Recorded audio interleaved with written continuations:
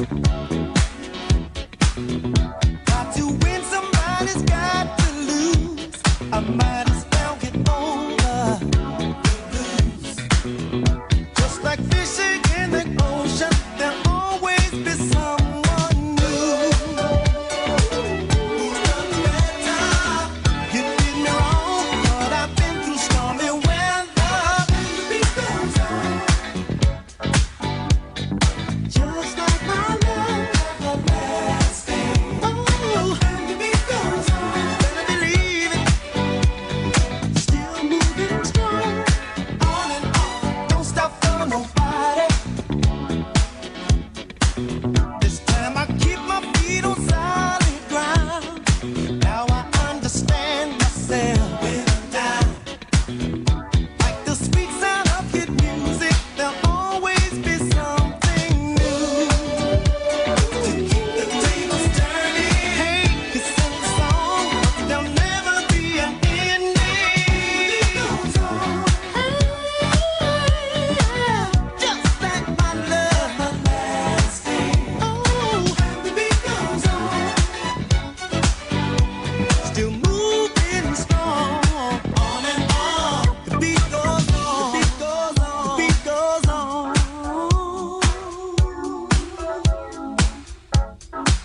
The beat goes on, the beat goes on, the beat goes on.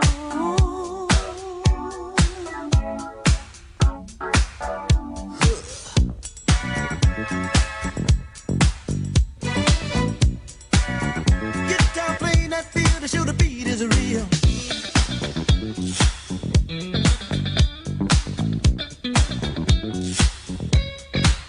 The beat goes on.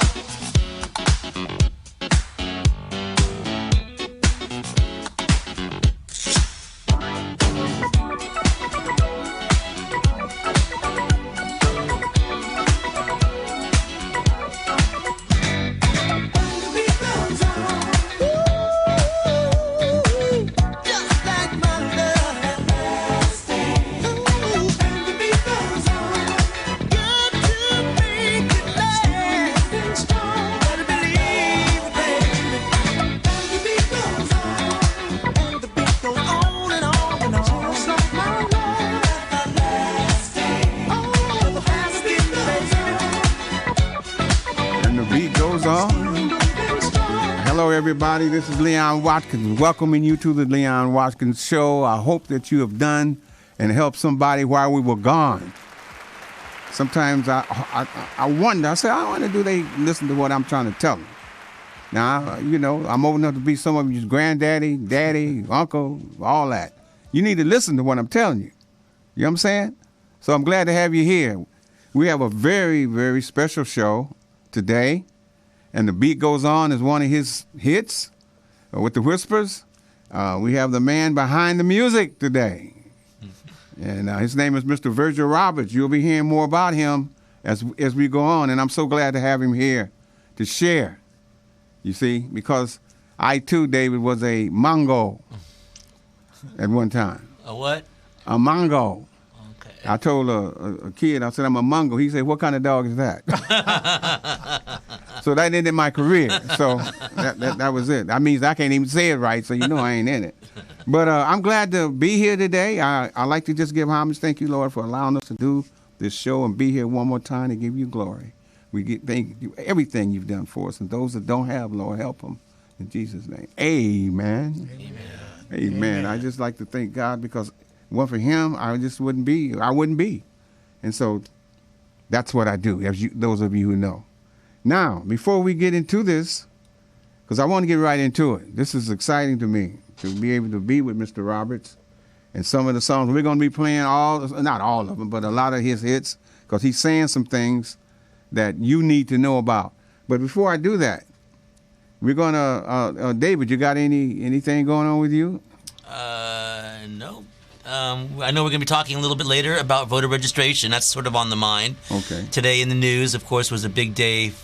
Donald Trump went to Capitol Hill to meet with Paul Ryan, little talk. So that's kind of going on right now. And voting is going to be very, very critical. And I know we'll talk about that later with Virgil.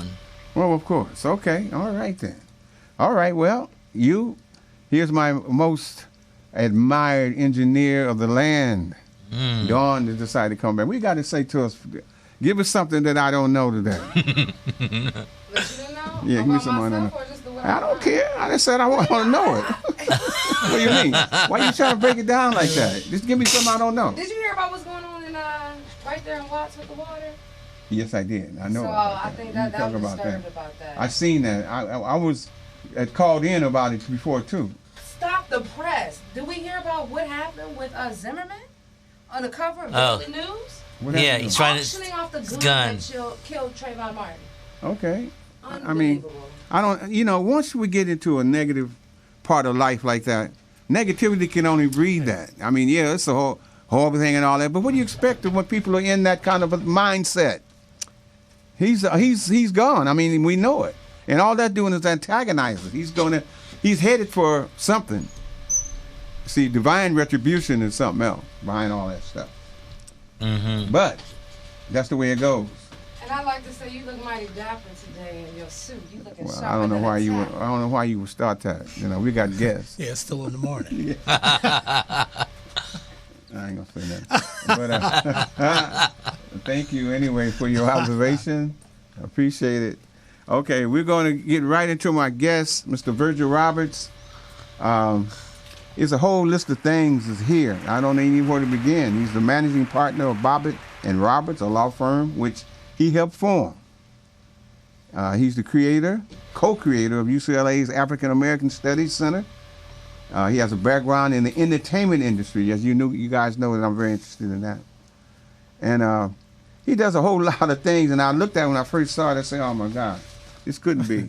He's one of these brothers that went and fabricated all this from somewhere else. Because this is fantastic. How did one man do it? But he's going to explain to us how he does it and what it takes. And before we do that, I'd just like to play a little bit of the Midnight Star. We're going to play that right now for a minute, and then we're going to cut it and get right into him. I just want him to give before he gets into himself, a little background on this. Can we do that, Miss Engineer?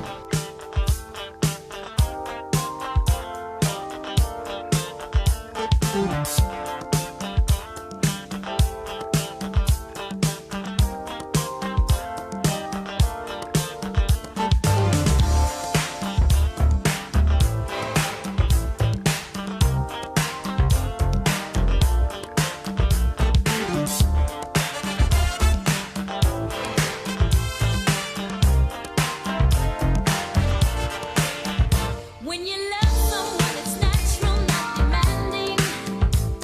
And that's one thing I'm proud to say I found in you. I'm so glad we reached an understanding. Now I know my heart is safe with you. Ooh. So now my love to you, baby, I surrender. Get ready tonight. Gonna make this a night to remember.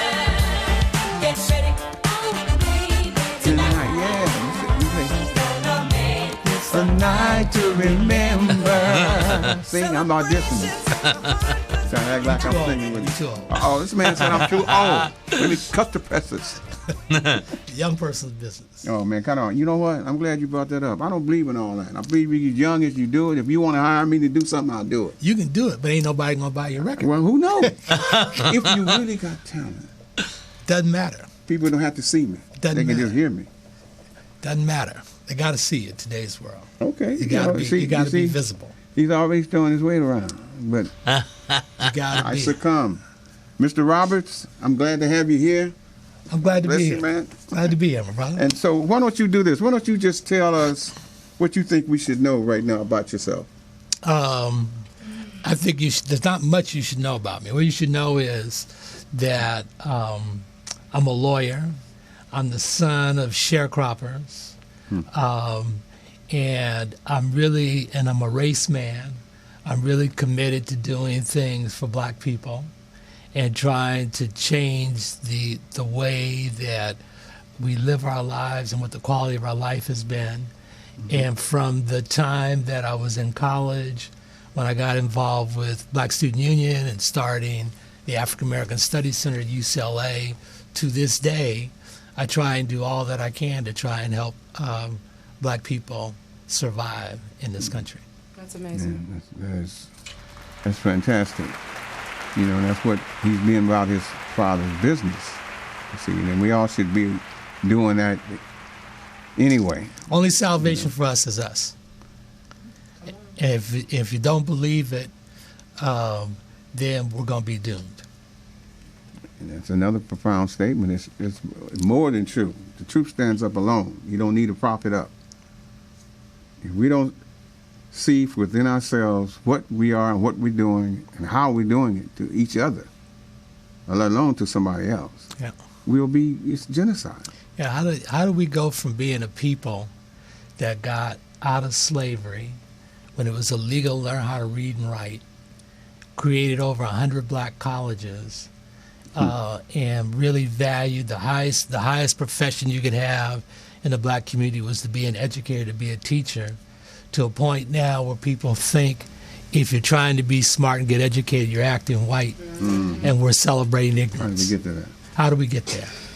There's a lot of to examine that. I mean, I can understand your statement, you know, because it's true. I mean, what happens, you know, when somebody begins to drop seeds on you and say things and set it up for you to believe, and it comes through your youth when you're young, you believe certain things, and people begin to talk about it in their homes, things they don't know nothing about, just repeating because they're not into it.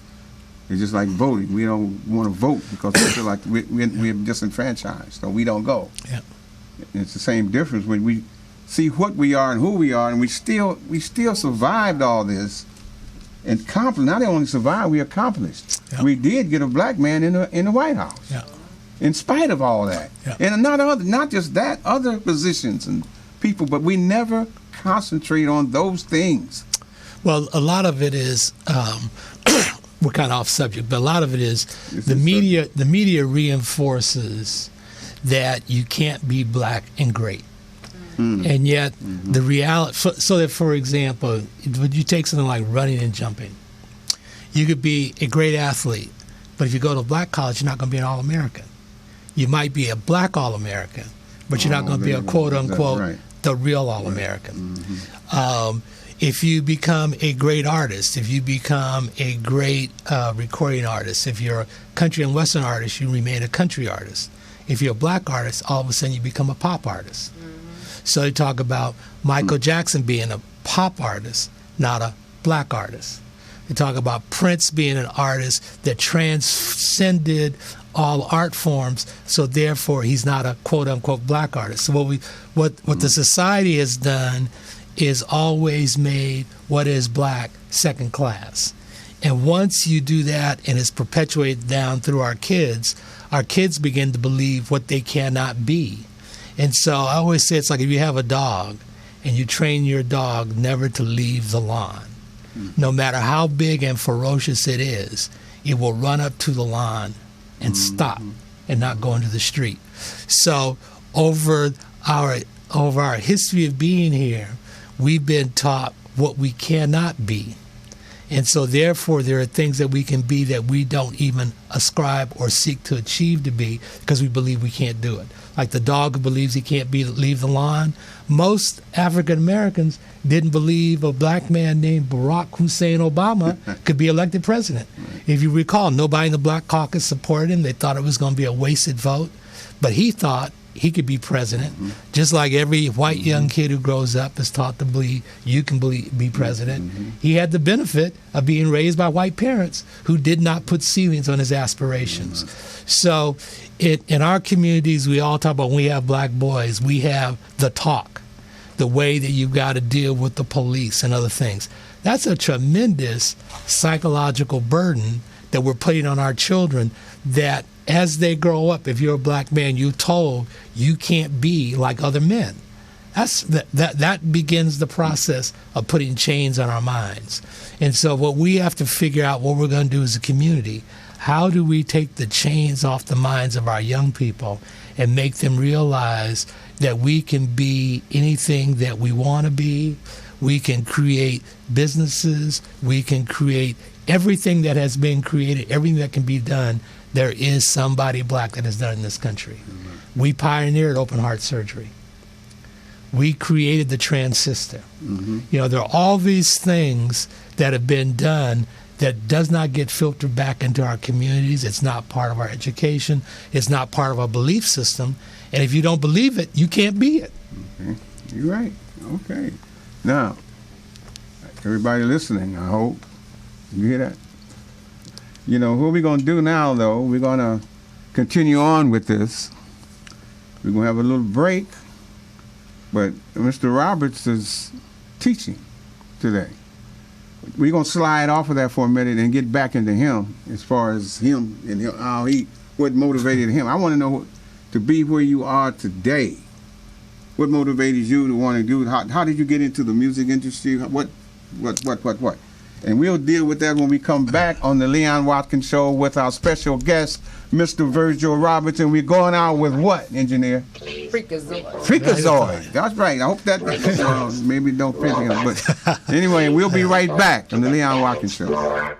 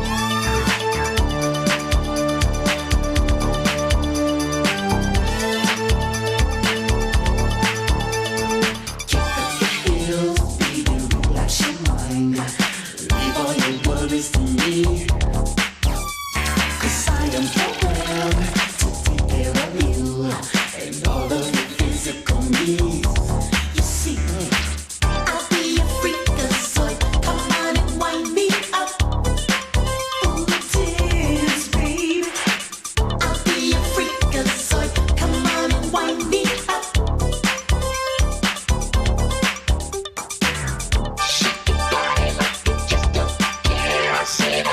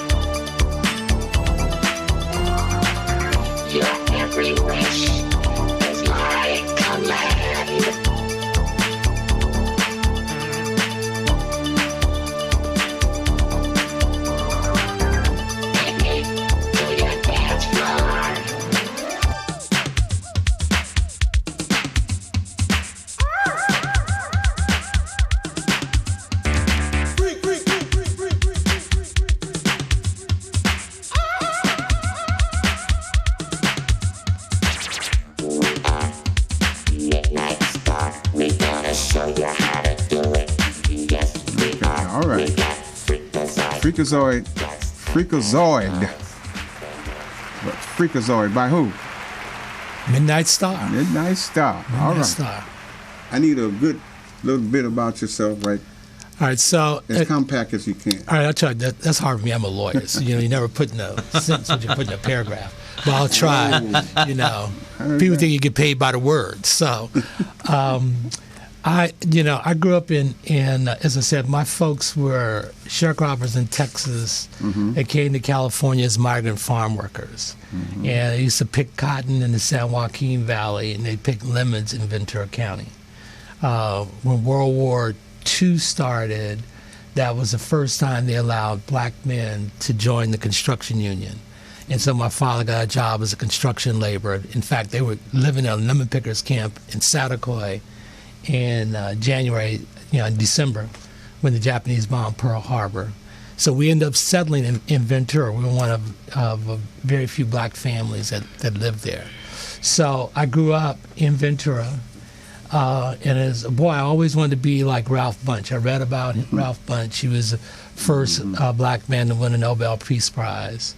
And so I focused on going to UCLA. I went to UCLA because Ralph Bunche had gone to UCLA. And originally I was going to be a foreign affairs officer.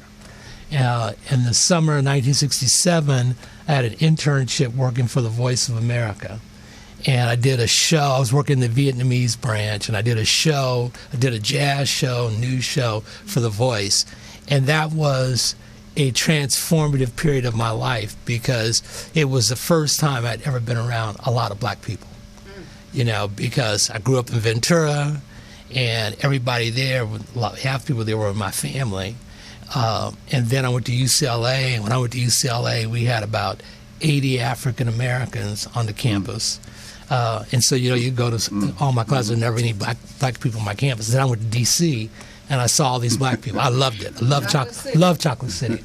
But it was also the summer in which there were over 100 riots in the country.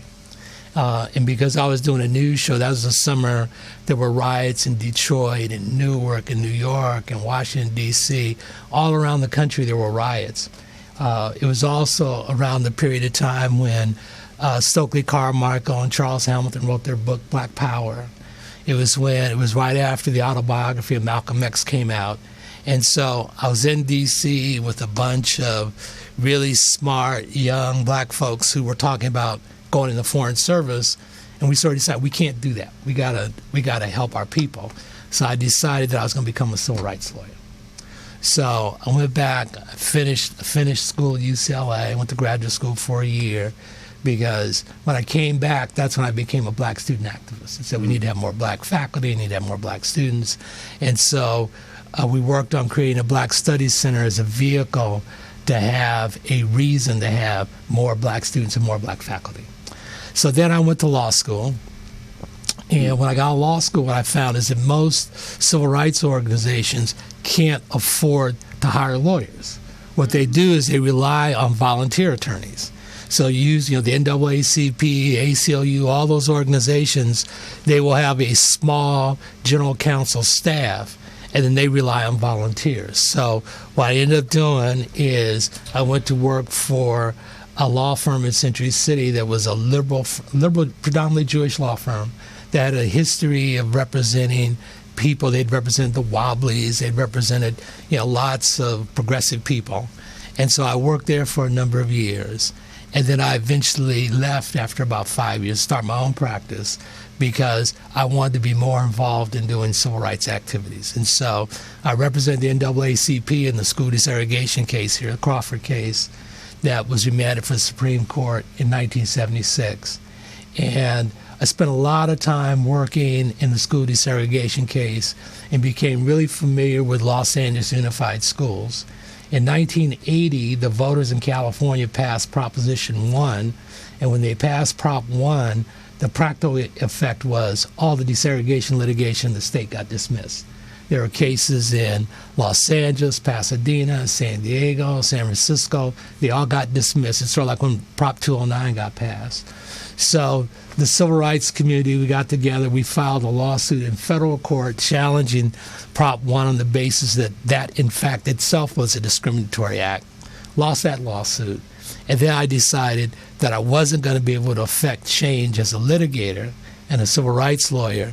And that's when I started getting involved with nonprofit organizations that do things in the community. So over the time, I've been involved with just about every school reform organization in Los Angeles that's tried to do things. So so along the way, when I started practice for myself, I had to support my volunteer activities, which is what most civil rights kind of and community activities are. At the first firm I worked at, we had a number of entertainment clients. One of them was Motown Records. And so I'd done litigation for Motown, became friends with the general counsel that was there, assistant general counsel. And when I went into practice for myself, they started to refer me clients. I always say my first big music client was Norman Whitfield. A lot of people don't know Norman because they don't read liner notes, but he had probably 150 top 10 records. And everybody knows I Heard Through the Grapevine. That was one of the songs he wrote. But, most of the things in the Temptations, Just My Imagination, Papa Was a Rolling Stone, he did all those songs as part of Motown. And then when he left on his own, he started his own record label. I helped form his record label, Whitfield Records. I signed Group Rolls Royce to his label. And then he did the first record he did with his new label was the soundtrack album for Car Wash. Okay. And so I did that deal for Norman. And then I started to represent. There weren't very many black lawyers doing entertainment work at this. This is like the late 70s, and so I ended up representing a lot of the black talent here in LA. So I started to represent the Whispers, the Silvers, Leon Silvers. Cheryl Lynn, who won on the Gong Show, Got to Be Real. I represented Cheryl. So I represent a lot of the acts that were here. Dick Griffey was the guy who started Solar Records. And Dick was the biggest black concert promoter. And so he was a real impresario. And so because I represented so many of the acts that were on the label, he came and said, man, I'd like to have a black lawyer help me build my company. And that's how I went to work at Solar. So I went to work at Solar, I think, in 1981. And so I worked in music. We were the Motown of the 80s. All of our acts were gold and platinum artists.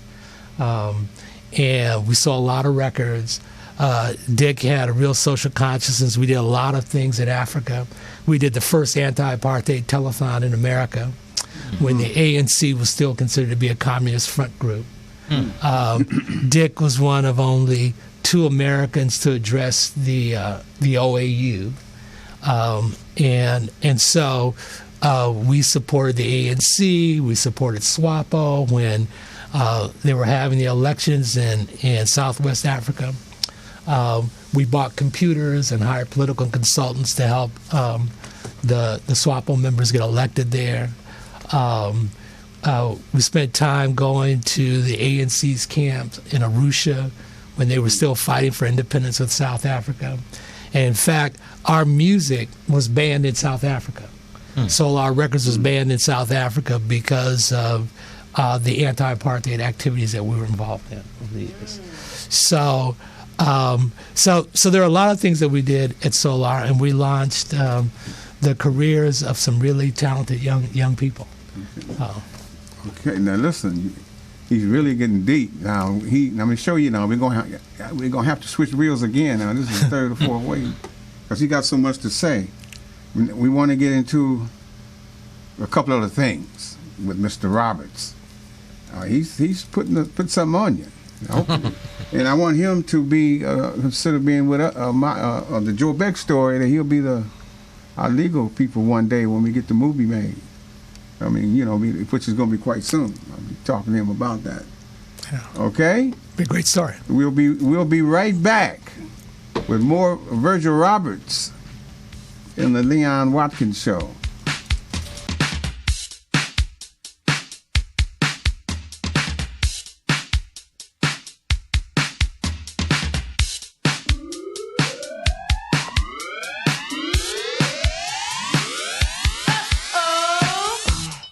To leave my condo to come to this. Well, I'm back, but this time I'm with my man. And these women are putting their hands all over his Yamamoto Kanzai sweater, the iPod. And I'm much, much unhappy about that. I'd hate to come down to the level and become a BW, a basic woman. But if they don't stop, it's gonna get scandalous. Uh-oh.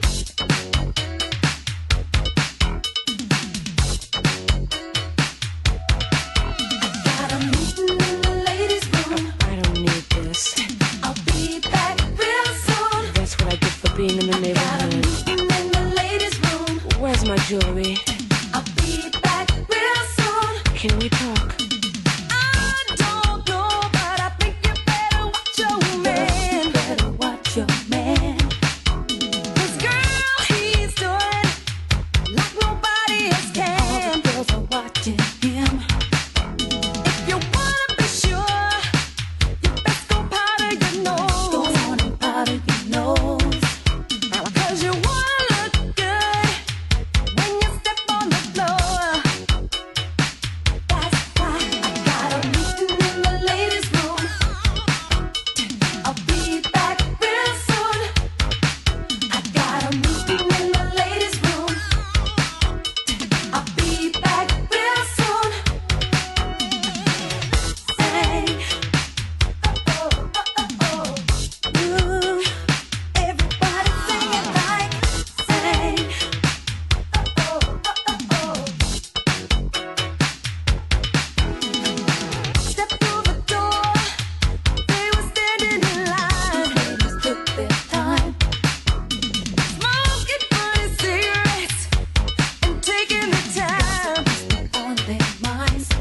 Pass me a mirror, hurry up, 'cause I ain't got much time. I got to get right back. Hey, Steve.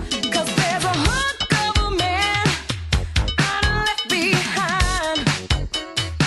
That's why I got a meeting in the ladies' room. I'll be back real soon. I told my man I got a meeting in the ladies' room. I'll be back real soon. Say, oh, oh, oh, oh. Ooh, everybody sing it like, say, oh, oh, oh, oh. Oh, be a freak of soy. Walked on the floor and everybody was jamming. They playing my favorite song, got me singing along. Can't turn your back for a minute. Somebody's rocking my man. Girl, they're doing like nobody else can. Watch out, watch out, watch out. Excuse me, lady, this man's with me. I don't like to share, you can plainly see. Yeah, buddy. Boy, you know, we got a guest here today. I know this is all right. David got up. He got a South African shirt on. Can you see his shirt, everybody? Yeah. From South Africa. Soweto. Soweto. Soweto. Soweto. You know what I'm Yeah. saying? He always going and been somewhere, you know? I asked him to bring me back. I know. I'm going to go back to my engineer. She went to Costa Rica, ladies and gentlemen. Beautiful thing. I mean, beautiful. I mean, she had a wonderful time and everything. Look at her. She thinks she's all cute and everything. I say, well, listen, bring me back some dirt. Piece of dirt, piece of lint, something. Something. And what she come back with? I do have some black You know skin. what he said? What? Yeah, you got me, you got Hey. you got my love. But you ain't from Costa Rica. I mean, I appreciate all your love and everything, but I needed something from Costa Rica. All right. Well, you could have. Now you got to go back and get it. Right. She said you could rub a little of the dirt off her skin. Okay, come on. What's that song say? Speakers on it? Man, I ain't going to that now. Rubbing skin. I mean, anyway, David, what we going to do with it? I know I'm going to move on to something Yeah. more sensible. Yeah. Ladies and gentlemen, we have brother. I call him brother. I like to call him brother. I feel like he's my brother. You know, I'm really so proud of being around a brother that came through these things with everything that all of us had, and he decided to take what is salt into saltines. You know what I'm saying? I mean, he took them. That's something I made up. Salt into saltines, because you can sell the saltine crackers and all. You have to break it down. Well, if you had to break it down, it ain't working. But here he is, and I'm glad to meet him. David, I'm glad that you have Oh, yeah. really did this with him, because he's so unassuming. If you know, you come in, that means how you know you fit. You know, your family. You know, he comes in and he's fits right here, like he's been here all along. And he's so knowledgeable about things that I can relate to. You know, I've been around, I wasn't as much in it, but I hear him. I can hear things when he says, triggers me. So we're going to cover, we can't cover it all today, but we're going to cover as much as we can. 'Cause I think he got something coming up that everybody will be surprised with. Now, you remember, he really didn't conquer the music world up to this point. Then he went into the legal field, which he's way up. Now he's telling us how to make money with about the word, the money and all that, how much money. He knows all about that stuff. You got that down. But now we're going to move into another arena of his life. He lives 4 or 5 lives. People don't even live one of that kind of thing in life. So I like to know about, because I was part of this California Community Foundation. I mean, when David took me there, and I enjoyed myself tremendously. And I met the, Antonio Hernandez. Yeah. and they always just excited to be there. And I'm really surprised that we haven't been back. Anyway, I want you to tell us what you did, what the deal is with that. Let me tell you about the California Community Foundation. It's 100 years old, and there are community foundations all around. The California Community Foundation was started in 1915, and it was originally the trust department for Security Pacific Bank. And what the Community Foundation's mission is to be a donor forever to enhance the quality of citizens in Los Angeles. And for a long time, it was really the domain pretty much of wealthy white people who lived on the West Side. And a lot of people in the community didn't even know there was a community foundation. You know, I happened to be fortunate enough to join the board of the foundation from some of the nonprofit activities I mentioned. After the Prop 1, I got to start getting involved in a lot of nonprofit organizations. It's a fantastic organization. It has over $1 billion in assets. I think right now the Community Foundation probably has about $1.6 billion in assets. And they give away over $100 million a year to charitable organizations of different types. And so it's a tremendous vehicle to provide capital to really do things in our community. Well, it's one of those kind of hidden organizations, and so when I joined, I got to be really active, and I was on the board for about 13 years, and eventually became the chairman of the board. And there's a story I tell often, and when I try to encourage my friends to join and become trustees of foundations, because they really have resources that can help our community. So years ago when I was chairman, LA was about to lose the money that had been given. No, LA County, Los Angeles County. I'll talk about LA Reid later. Los Angeles County was about to lose a $50 million grant that had been given to build Disney Hall. They'd given the money to the county. No construction had started. So Eli Bro, Dick Reardon, some of the rich people in town came together and said, we're going to raise money to help get Disney Hall built. They came to the Community Foundation and said, you're a community institution, you need to give us $1 million to do that. At that point in time, the foundation had a policy where it would not support capital campaigns. So the president of the foundation, Jack Shakely, came to me because I was a chair and said, what are we going to do? We're getting a lot of pressure to give money. So we're going to give money to rich people to build something that they're going to go to. We got to give some money to poor people for something that they're going to go to. And so the deal we worked out was we gave $1 million to Disney Hall, and we gave $1.5 million to the Watts Boys and Girls Club. And so that happened because I was on the board, you know, and we could have a conversation.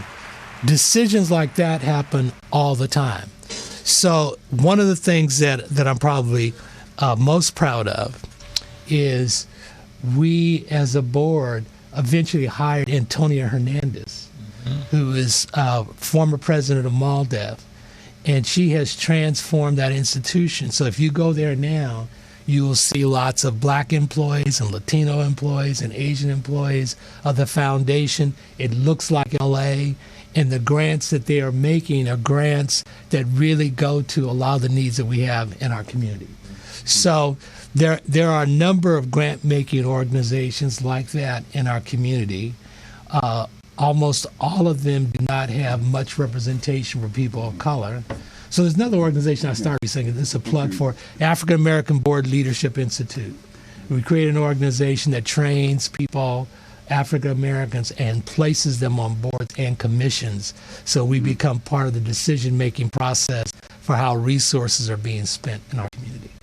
Okay, Brother Roberts, this is a lot to absorb. We coming from this, the Leon Watkins show. See what kind of show we have here. I mean, very uplifting. You're gonna learn, you know. I mean, better learn. Man, I'm just so overwhelmed with you and the smoothness of it. Which leads me, we're not going to have a break right now, if you don't mind. Of course not. Which leads me into, tell me a little bit about how you grew up in Ventura. What was your childhood like? Well, my childhood was interesting. My childhood was like being brought up in Mayberry, RFD. You know, it was a town with a police force of about 8 or 9 people. And the police department, they ran a boys club, the police boys club. And we all got to know each other really intimately. And there are a few famous people who I grew up. I grew up with Jamal Wilkes. Jamal's father was our minister. He was a Baptist minister. And he came to Ventura when I was a young man, and Jamal and his family lived down the street from us. And Ventura was one of those towns. It's almost like being in Indiana. Everybody played basketball. They had a youth basketball association that started when you were 7 years old. And by the time you were 12 or 13, the high school coaches already knew who their players were going to be. Jamal, it was really, people don't realize how smart he was. He graduated from high school when he was 16. A lot of people don't realize that. He skipped grades. And so he was starting center on our high school basketball team when he was 13. When he came to UCLA, when he was 16 years old. And so he was always a young man who, you know, came from really, really good family, strong family background. He had a sister who was a better basketball player than he was. And, you know, when we played pickup games at the local high school, we'd pick her before we pick him because she was that good. But she was before her time. You know, she was before women's basketball became what it's become. But she was an unbelievable basketball player. She became a lawyer and really negotiated Jamal's contracts and stuff. She went to law school, went to college at Stanford, and then went to USC for law school. Okay. But we had my hometown, because there were so few black folks, we were all like one big family. So the Wilkes family was like an extension of my family. We did a lot of things together over the years. Wonderful family. Okay, now listen, you hear this? Silk, this man. What you play? Did you play? What you play? Man, I played it. You know, I was never a great athlete. I had a brother. I had a younger brother who had 2 younger brothers, both of whom played with Jamal. I had a younger brother who I think still holds the scoring record at our high school in Ventura. He was a senior when Jamal was a sophomore, and they played together. And I had another brother who was in the same class as Jamal, who was a sophomore, and he was a great baseball player. When he was in high school, my brother Dwayne, in CIF playoffs, he had a ball out of Anaheim Stadium. He was that kind of, but he's very introverted man, and would not leave home to go play professional baseball. So he's still in Ventura. He's never left. Wow. Okay. Even a little tidbits. Okay, we got one more interruption. You gotta get Jamal on your show. Well, why don't you You know, help us? he's written a book that is really a good book. Your audience probably ought to pick it up and should read it, because he talks about his journey, you know, from growing up in the little town of Ventura, you know, playing basketball at John Wood and going to the pros, all the things he went through. You know, he became Muslim. And, you know, that was a certain sort of, you think about, he has a father who's a Baptist minister. How do you go home and tell your dad that you're going to read the Quran and not the Bible? But his father was really a very open-minded, progressive man. And in fact, I remember he gave one sermon at our church when the Black consciousness movement started to really grow, and said, you know what, we need to take this white Jesus down. Because, if you read in the Bible, you see that he had hair that was like the wool of a lamb. That's right. And if you go to the Middle East, you don't see any people with blonde hair and blue eyes that are native to the Middle East. And he said, in fact, I think I want to paint the walls of the church black. Well, it wasn't long before the congregation had to leave and went to Santa Barbara. But Jamal, I think, talks a lot about his growing up, and I think it's something that your viewers might be I think interested so too. What do in. you think? I think that'd be great. Wow. I think that'd be great. Okay, we got Adrian on the line. We do? All right. So you He's gotta calling tell in. him. Oh. Tell Okay. him about Adrian. Okay, Adrian is a young man that lives in South Carolina. He's running across the United States to bring attention to his black-owned film company and to film in general. He started already. He's run over 1,000 miles, and he calls in every Thursday to let us know his progress and where he is. So now we have Adrian on the line. Okay. Ladies and gentlemen, I hope you heard all that, okay? That's what it's about. Adrian, I'm here. how you doing, man? Hey, how you doing? Sorry, I'm a little late with the call. That's all right. You're running, right? Yes, I am. So, sorry if you hear a lot of noise. That's okay. That's okay. How's your feet? My feet are, they're all right. How well to be expected, huh? Where you at now, Adrian? I am close to the border between Texas and Oklahoma. Wow. Oh man, you've been doing some running. Yeah. Has anything happened as a result of you running so far? What your goal are? What you looking for? Say it one more time. Has anything happened that with your company to help you with what your goals are? Have anybody contacted you? I think either yesterday or the day before yesterday, we had an NFL athlete repost the campaign and everything. Uh-huh. And then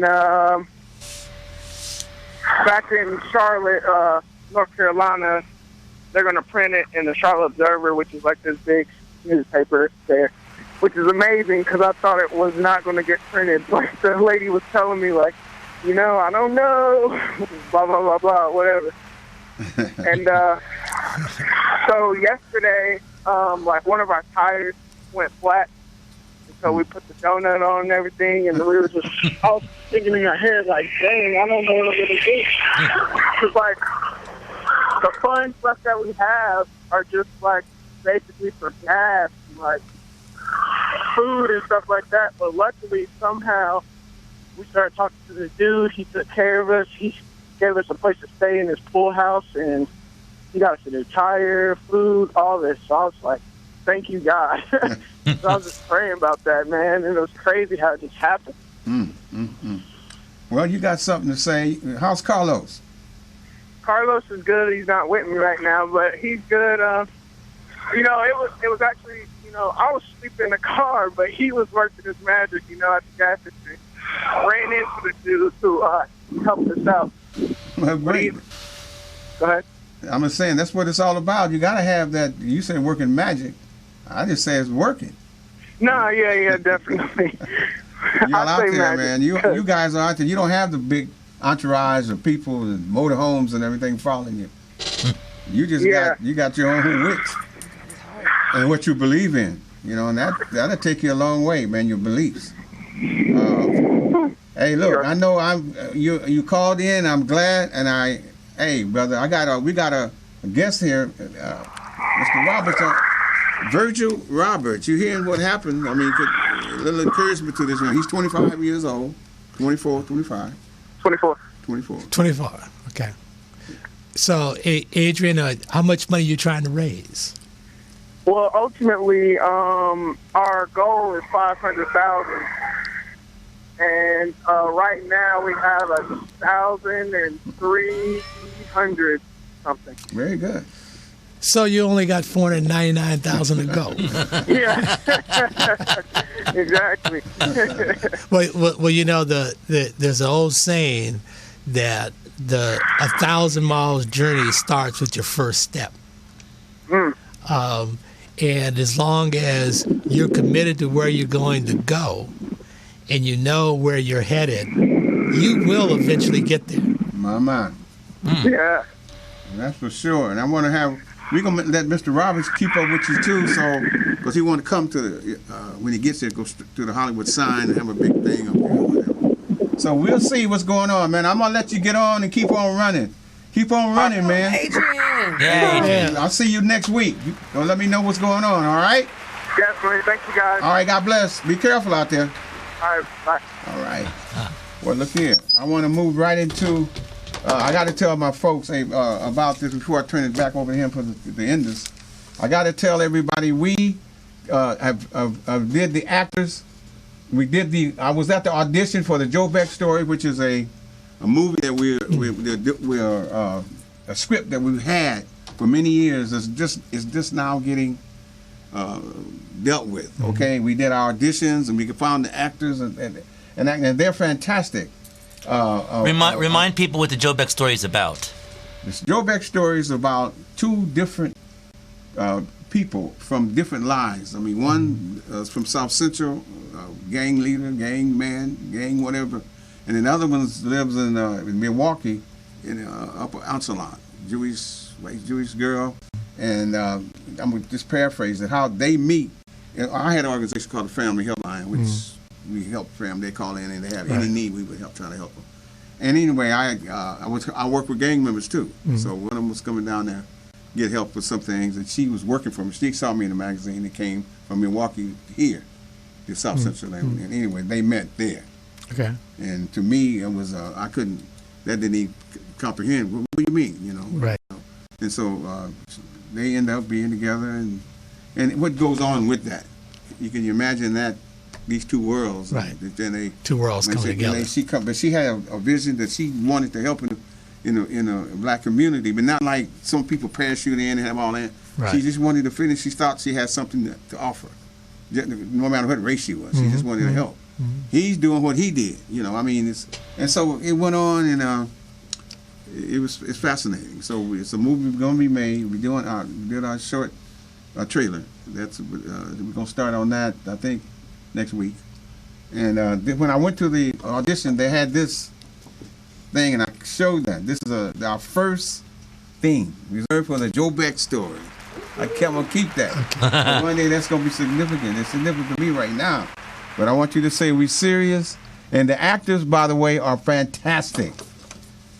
Fantastic. Michael Williams and Amanda McCurt. Amanda, okay? And I just want you to know you'll be hearing more about it. We're doing our segment. You'll hear more about it. I'm gonna have Michael Williams back on. Remember now, if you remember this, he did read on the show the same thing they read when they did audition. I played Joanna. But anyway, Mr. Roberts, I just want to say that first of all, it's just an honor and privilege to have you here, and your accomplishments are far removed. But I don't look at you just as what you accomplished. That's good, really good, but it's to see to be the person that you are, to be able not to accomplish these things, but you're willing to give it back and show other people what could be done with it. That's the reason we have civilization is because people give back. There's no difference in the intelligence of a caveman and the intelligence of a rocket science, except the caveman didn't have the benefit of generations of learning that was passed on from generation to generation. And that's, my opening comments. The thing that concerns me is there was something that our forefathers had that they passed on that allowed us as a people to survive through over 300 years of slavery and to have families, to have love, to be creative, and to have real impacts on our communities, and we seem to be losing that. And I just think it's incumbent on all of us, if we want to have African Americans continue on as a people, that we all have to give back more than we've been giving. See, that's saying it all, and that's the truth. I mean, because without having that kind of attitude, we'd be wiped out. You're wiped out. I mean, through all the things that we talk about slavery, how bad it was and everything, to me, the desire was so strong to maintain so the next generation could survive. And we are.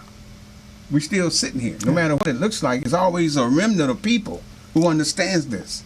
And still, in spite of everything, they're still fighting to make this happen. Yeah. Sometimes all of us are not on the same plane. We can't see it. We're blinded by a lot of things. A lot of stuff blinds us. And we can't see the truth. We can't see the forest for the trees or something like that. And it's the truth. We can't see things because there's so much stuff coming at you all the time. Yeah. And you can't see who you really are. Yeah. What is your purpose here? Yeah. We have an election that's coming up that's going to be maybe transformative. Okay. We have people who died for us to get the right to vote. I mean, when I started college, yes, most black people in America couldn't vote.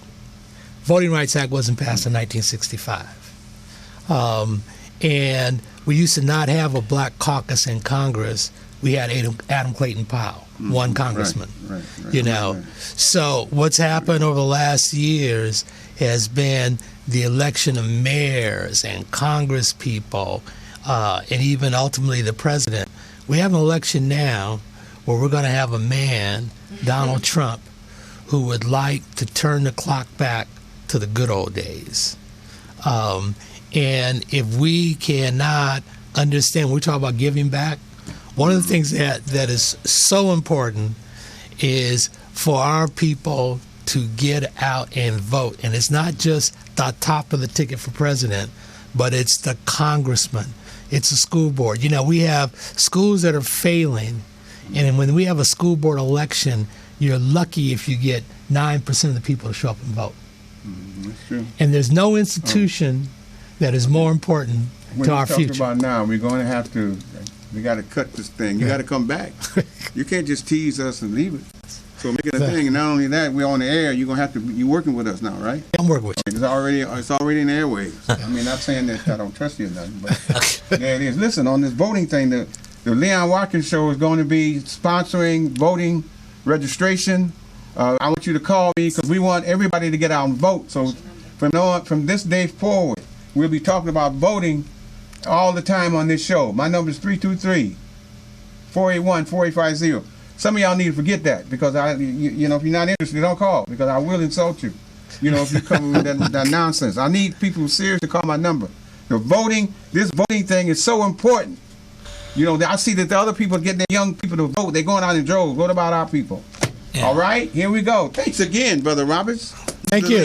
Thank you for having me back. And what else? I want you to say next week we're going to be tackling homelessness. We're going to be having the executive director of Housing Works. We're going to have the founder of LAMP, which is a homeless shelter for women in downtown Los Angeles, and we're going to have the founder, I believe, of Housing Works. So it's going to be all help and homelessness in Los Angeles. You know what? You see who does, my producer does all that. I'll just talk to him and get involved. But come back with us, and so we're getting these kind of most important people.